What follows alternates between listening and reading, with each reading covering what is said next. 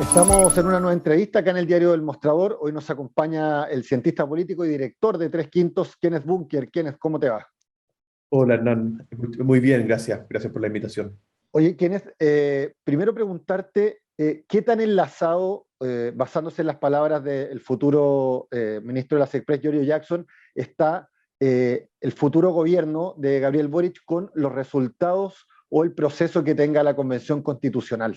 Yo creo que son dos cosas que van a estar muy interconectadas. El plebiscito de salida, bueno, dependiendo cuándo finalmente termina este proceso constitucional. Inicialmente el plazo era un año, entonces era julio y después el plebiscito debe ser en agosto, Sí. septiembre, por ahí.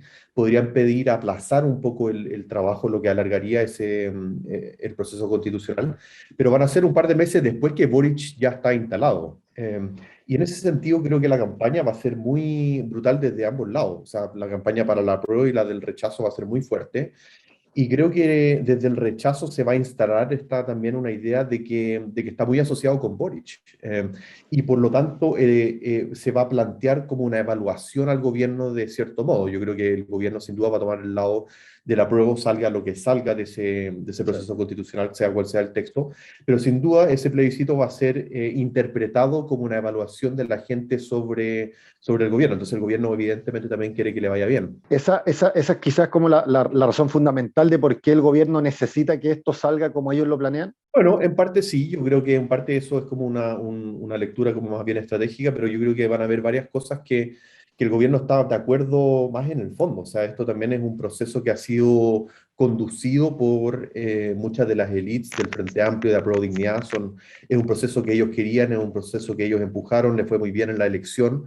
Y muchas de las normas también que hemos visto ya pasar en las comisiones están involucrados muchas personas que vienen de ese mundo del gobierno. Entonces yo creo que son personas que se sentirían cómodas con esta nueva constitución y por lo tanto prefieren esta nueva constitución que se apruebe ahora, que sea bajo el gobierno de Boric, que sea su constitución y que sea en parte su legado para limpiar todo el proceso político que estamos viendo en los últimos años. ¿Qué mirada tienes de estas primeras jornadas donde ya se están votando las normas? Sabemos que todavía no son parte del texto que se va a presentar a la ciudadanía, sino que es la segunda etapa luego de que salen de las diferentes comisiones, pero ya tenemos un poco, no sé si se puede decir ordenar el mapa, pero una pequeña visión de cómo se puede llegar a los dos tercios, cómo se consiguen estos 103 votos, los grupos que quedan más aislados y la postura que están tomando también. Sí, bueno, interesante lo de los dos tercios recién parte ahora, ¿no? O sea, los dos tercios es una cosa que se ocupa solamente en el Pleno. Y lo que hemos visto hasta ahora, todas las normas constitucionales que se han propuesto vienen de las comisiones o de iniciativas populares que también pasan por las comisiones. Y por lo tanto, este es como el momento, a partir del 15 de febrero, parte como la hora de la verdad, ¿no? O sea, ahora empezamos a ver cuáles van a ser los textos que finalmente se van incluyendo en el texto final de la Constitución y que tienen que pasar luego por el Comité de Armonización. Pero Eso. claramente ya vamos teniendo una idea de dónde están esos dos tercios. En tres quintos, nosotros hicimos un estudio mirando 1044 votaciones del Pleno y ordenando un poco todos los legisladores. Entonces, en nuestra página web tenemos ahí el ordenamiento de izquierda a derecha. Uno podría pensar que es de izquierda a derecha, en el fondo es como una dimensión que ordena a los constituyentes en base a combinaciones de sus votos. Y lo que se ve son varias cosas. Bueno, que los dos tercios están un poco más tirados hacia la izquierda, que digamos que es una intuición que nosotros teníamos leyendo solamente los resultados electorales. Pero cuando uno mira las combinaciones de votantes, quienes votan en conjunto entre las distintas bancadas, las distintas listas electorales, etcétera, vemos que los dos tercios están en la izquierda. O sea, digamos, por ejemplo, de Godoy, que es la constituyente más de izquierda, hasta casi Patricio Fernández, que viene más bien del mundo del centro, hay dos tercios. Y después de eso está toda la derecha, que es prácticamente un actor irrelevante en este proceso. Entonces yo creo que van a haber ahí un mundo de la centroizquierda tradicional que va a ser muy importante, que va a actuar como veto y que va a permitir que se den los dos tercios en la gran mayoría de estas votaciones. Hay grupos de la derecha que ya se han puesto en reflexión, han señalado que está en reflexión, algunos como tratando de evidenciar de que podrían como salirse del proceso, no sé de qué manera uno se puede salir del proceso constituyente, pero han tomado una actitud de bastante molestia, acusan de que se les pasó la máquina por encima. Ahora, uno sabe que acá se está jugando dentro de las reglas del juego que se conocen. No se ha saltado ninguna norma, se está aprobando según los quórums necesarios. ¿Cómo crees tú que la derecha está enfrentando esta primera parte del proceso? Bueno, lo primero es decir que le fue muy mal en la elección, no llegó ni siquiera al tercio de los escaños, entonces por lo tanto tiene muy poco poder de veto. Pero eso, como dices tú, también es parte de la regla del juego. O sea, ya sabían que venían debilitados y durante toda esta primera parte del proceso tenían la opción de moverse un poquito más hacia el centro. Lo que nosotros mostramos en parte en nuestros estudios es que la derecha sigue muy aislada. O sea, la forma que vota está muy aislada del resto de la Convención Constitucional y uno espera que también sea más o menos el mismo camino que sigan hacia adelante. Pero eso es una decisión propia, o sea, pudieron haberlo hecho de otra forma. Yo creo que también es una mala idea ir planteando desde dentro de la Convención Constitucional que se podrían salir. O sea, yo creo que todos tenemos que esperar el texto definitivo para decidir si es que nos gusta o no nos gusta, si es que tenemos que aprobar o rechazar. Y sobre todo la derecha, que es parte de esto. O sea, ellos tienen que preocuparse también de que si es que no están saliendo las normas de la forma que ellos quieren, tratar de moverlo con poder de negociación. Creo que boicotear el proceso desde ya y salirse le haría muy mal no solamente al proceso constitucional, sino que a su propio sector. O sea, ellos también podrían salir fortificados de esto si es que sale una mala constitución, porque claramente ellos serían absueltos de toda responsabilidad, siendo que no tienen ninguna incidencia en los resultados.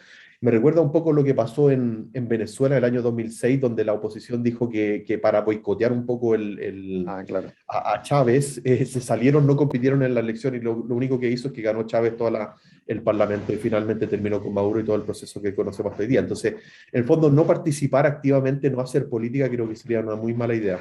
Hoy, ya que estamos hablando de la derecha, profundicemos un poco, salgámonos de la constituyente y vámonos a la calidad de oposición que va a adoptar por lo menos el sector con representación parlamentaria. ¿De qué manera llega la derecha este 11 de marzo? ¿De Bueno, qué forma llega, o en qué condición, eh, para ser más claro? sí, bueno, llega mejor de lo que está en la Convención Constitucional, ¿no? O sea, los resultados de la elección legislativa mostraron que es un poquito más fuerte, lo sabemos, le fue mucho mejor la elección legislativa porque no tenía las tres reglas muy particulares de la Convención Claro. Constitucional, los independientes, la paridad y los escaños reservados. Entonces llega como a un nivel más normal de votación en cuanto a su rango histórico. Creo que es de particular importancia su posición en el Senado, ¿no? O sea, de los 50 senadores que se completa por primera vez esta camada de 50, tiene 25, que son los 14 de Chile Vamos, más el Claro. Rojo Edwards aquí de Santiago, que es del Partido Republicano. Entonces, de cierto modo, esa segunda Cámara va a funcionar como un veto que, digamos, a los proyectos que quiera aprobar el gobierno. O sea, tiene que pasar necesariamente por el Senado y también podemos vincular esa discusión con lo que está pasando hoy día con Tal este cual. debate sobre el unicameralismo en la Convención Constitucional e incluso lo de los quórum. O sea, los quórum también se está pensando en bajarlo a mayorías absolutas. Pero eso yo diría que va a ser muy importante para la derecha. Si es que no tuviera ese 50% en el Senado, yo creo que estaría mucho más debilitada. Y más allá de eso, yo creo que va a entrar siendo una oposición muy agresiva. Creo que hay como algún tipo de herida, un rencor con lo que fue la oposición durante este último gobierno y también van a ser un poco implacables. O sea, si es que miramos los últimos 4 años, nunca habíamos tenido tantas acusaciones constitucionales, interpelaciones, nunca habíamos tenido una oposición tan dura. Yo creo que van a querer retribuir eso un poco en los próximos años y también van a ser implacables con el gobierno Boric. Más allá del discurso que tienen de que de entrada quieren ser una oposición propositiva, que es como el primer acuerdo de Chile Vamos antes de entrar al gobierno, al Congreso. Sí, sí, claro, yo creo que eso son palabras casi de buena crianza. Creo que la verdad van a haber muchos puntos que marcar. O sea, el gobierno que llega es un gobierno que va a llegar con mucha ambición, también se renueva todo un sector político, entran personas que en principio nunca han gobernado, nunca han tenido la experiencia en la primera línea de gobernar, y yo creo que desde la derecha van a estar muy pendientes en marcar cada uno de esos errores. Van a ser constructivos, yo creo que al menos debiesen serlo, debiesen pensar en hacerlo por el bien de Chile y de la política en general, pero creo que no va a ser así. Yo creo que van a ser muy duros y van a bloquear casi de la misma forma que los bloquearon a ellos estos últimos 4 años. ¿Cuántas derechas alcanzamos a percibir desde el 11 de marzo en adelante en el Congreso? De hecho, lo interesante, yo no he mirado los datos de cómo ha sido este congreso, porque ha sido un congreso muy particular. Los últimos 2 años especialmente han sido particulares. Pero mirando los datos de la Convención Constitucional, yo creo que uno puede hablar como casi de tres derechas, ¿no? Una que es el de la UDI, uno que es el de Renovación Nacional, un poquito más liberal, y el de Bópoli, que ocupa un espectro más amplio, pero dentro de Bópoli también hay algunos legisladores que son bien conservadores y otros que son un poco más liberales. Pero creo que son los tres, pero una de las cosas que también hemos visto en los últimos años es que Bópoli tampoco es tan liberal, o sea, cuando uno mira la distribución ideológica dentro de la Convención Constitucional, la derecha está muy a la derecha, o sea, salvo, digamos, Bernardo de la Maza, que está casi en el centro y que es independiente, de hecho se retiró en algún minuto Exacto. de la lista, la derecha está muy a la derecha, entonces está un poco desconectada. Yo creo que esa promesa como de renovación liberal, algún tipo de apertura hacia el mundo más progresista no existe. Yo creo que ese va a ser un desafío que va a ser importante, tal vez representado por Desbordes, un mundo de derecha más conectado con las clases medias va a ser importante. Entonces, va a ser una derecha también que se tiene que reconstruir. Yo creo que si solamente se preocupan de ser punzantes con lo que va a ser el gobierno de Boric y poco con anclarse un poco más en la gente, en las necesidades de la gente y reconstruirse hacia adelante pensando en que tienen que hacerlo, porque si no van a seguir estando aislados, les va a ir muy mal. Claro, tú hablas de esta derecha que busca hacer puentes como con el sector más de centro izquierda o más de centro, pero ahora en el Congreso tenemos esta novedad y no menor del ingreso del Partido Republicano, con ni más ni menos que 15 diputados y un senador. En la experiencia comparada de la ultra o extrema derecha, como quiera llamársele, eh, ¿cu ¿cuánto efecto de imán o cuánto afecta el comportamiento de la derecha más tradicional, un movimiento o un partido que busca siempre hacerse notar por resoluciones muy altisonantes, por ser muy duro, por cuestionar lo que consideran como tibio o cobarde de sus eventualmente pares de sector? Sí, bueno, han sido bastante duros también su posición y también responde mucho a lo que ha sido la estrategia de otros sectores que son de esa ultraderecha en el mundo. Partiendo por el reciente anuncio del estudio de una acusación constitucional contra Piñera. Pero lo que yo veo que hay mucho espacio, de hecho, para que crezca el Partido Republicano. Ganaron con 14 diputados, que ha sido el partido debutante que le ha ido mejor desde 1990. El récord antes lo tenía Revolución Democrática con 10. Ellos sacaron 14 y un senador, lo que es harto, es bastante. El discurso del Partido Republicano también se ve que pueden profundizar un poco más sobre eso en los años que vienen, ¿no? O sea, la inmigración no va a ser un tema que se va a resolver Claro. ni en un año, que no va a resolver la Constitución y que no se va a resolver tampoco en este gobierno. Es un problema que es profundo y yo creo que la gente lo está sintiendo. Y es llamativo también cómo pueden tomar esta estrategia y cooptar a muchos votantes. Es el caso de lo que pasó con Donald Trump en Estados Unidos y lo que pasó en Reino Unido con el Brexit, que fueron dos grandes sorpresas, pero en el fondo si es que uno piensa, bueno, ¿de dónde sacaron los votos? Uno puede hacer la conexión de que la izquierda se movió un poquito más hacia temáticas progresistas, más bien urbanas, y dejaron de lado a las clases trabajadoras. Eso es lo que se sintió en Reino Unido con el Brexit. Los laboristas dejaron de lado a la clase trabajadora y la clase trabajadora, que siempre había sido representada por la izquierda, se movió a una posición de la extrema derecha, o al menos se abrieron a votar por ellos, sobre todo de sectores rurales, porque sintieron que ellos los podían representar mejor, con ideas tan malas como el Brexit, que le hace mal al país. Pero en el fondo hay mucha gente que podría ser capturada por este discurso anti-inmigración si es que no hay una resolución desde el centro de la clase política, de la centroizquierda y de la centroderecha. Entonces hay mucho oxígeno para José Antonio Kast y los republicanos en los próximos años. Y si es que la derecha no se renueva, que es lo que decías tú, si es que no hay una conexión de Mario Desbordes, de ese mundo tal vez más centrista, más conservador, esa derecha social, si es que no hay una construcción de un relato fuerte ahí, yo creo que a la derecha le puede ir mal, porque ya no va a servir siendo la derecha elitista que vimos desde los años 2000 en adelante. ¿Cuán complejo es el panorama que tiene la UDI en este momento, siendo que dejan de ser el partido más duro, dejan de ser el partido más ortodoxo, el defensor a rajatabla de la constitución del 80 generada en dictadura? ¿Cómo puede la UDI sobrevivir a esto? Uno dándole vueltas al reporteo, en algunas notas que hemos hecho, la UDI ha buscado un poco moderarse para hacer la diferencia con los otros partidos. Yo me he dado cuenta como parecer el partido que leyó de mejor manera los nuevos tiempos. Uno se puede perder acá, vamos a tener que ver cómo actúan. Pero, ¿qué forma tiene o de qué manera sobrevive un partido que le fue quitado el espacio donde más arraigo tenían? Bueno, la UDI tiene que tomar decisiones, ¿no? O sea, yo creo que siendo la misma UDI que habíamos conocido antes, no, simplemente no va a funcionar. O sea, la elección le fue muy mal incluso con Joaquín Lavín, que tampoco representaba a la UDI. No. La UDI le fue muy mal en la elección anterior con Evelyn Matei, sacó 36% de los votos. Antes de eso trataron de levantar a Goldborn porque no tenían candidatos, terminaron con Longueira se bajó.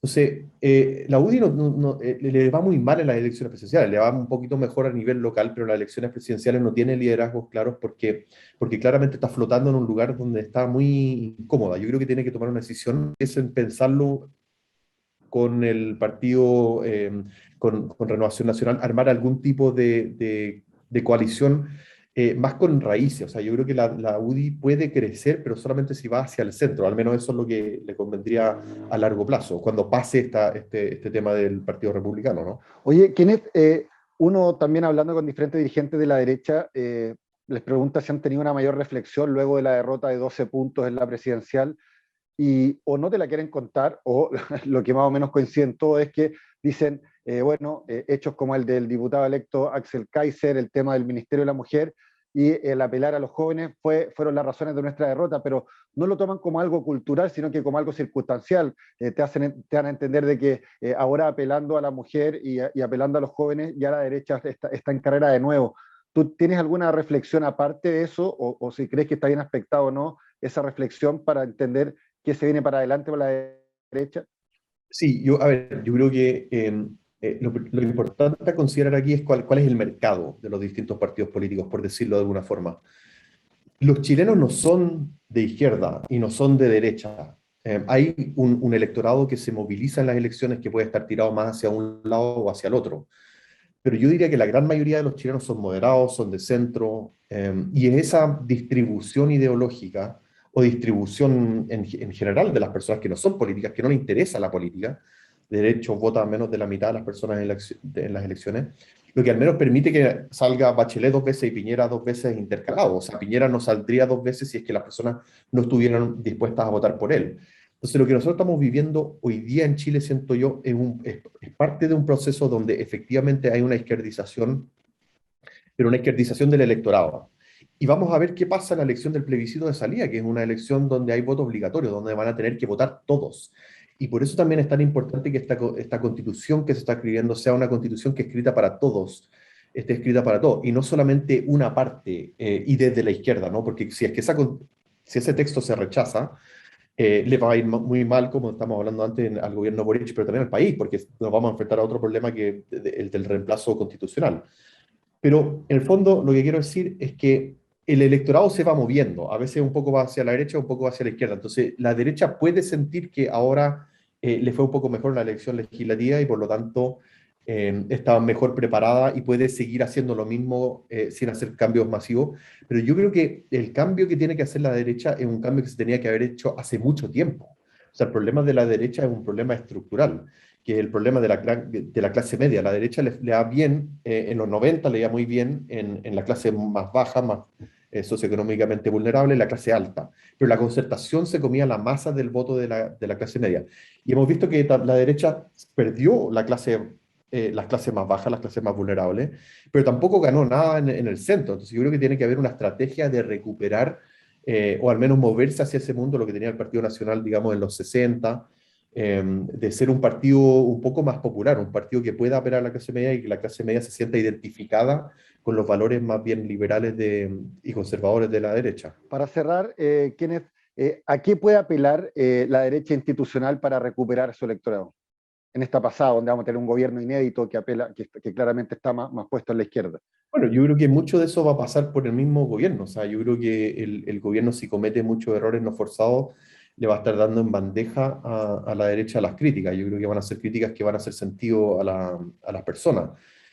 Como decía antes, o sea, las personas votaron por Gabriel Boric, votaron en un 80% por una nueva constitución, pero recordemos que José Antonio Kast también sacó la votación más alta que ha tenido cualquier candidato de derecha en la historia y creo que la segunda más alta en general después de Gabriel Boric.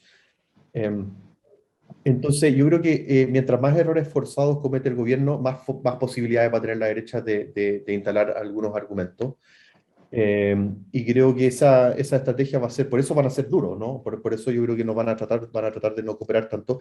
Pero no, yo creo que lo más importante de la derecha es que piense más a largo plazo. O sea, tiene que haber una reconstrucción de la derecha, tiene que haber una renovación de las élites, tiene que haber una propuesta nueva y tienen que ser constructivos también, tienen que querer participar y hacer los cambios a tiempo. Por ejemplo, el mismo Piñera, el 2018, cuando Bachelet le entrega a la banda, también le entrega el proyecto constitucional. Si Sí. Piñera hubiese tomado esa constitución, lo hubiese pasado por el Congreso, hubiese tenido una constitución que hubiese sido mucho más favorable para la derecha y probablemente se hubiese evitado todo el estallido social. Eso habla solamente de la incapacidad de la derecha de entender en los procesos sociales y la importancia y la urgencia que tiene atenderlos a tiempo. Entonces yo creo que también tener una visión un poquito más de largo plazo sobre lo que podría pasar va a ser crucial. Kenneth, te damos las gracias por haber estado con nosotros. Perfecto, muchas gracias. Saludos.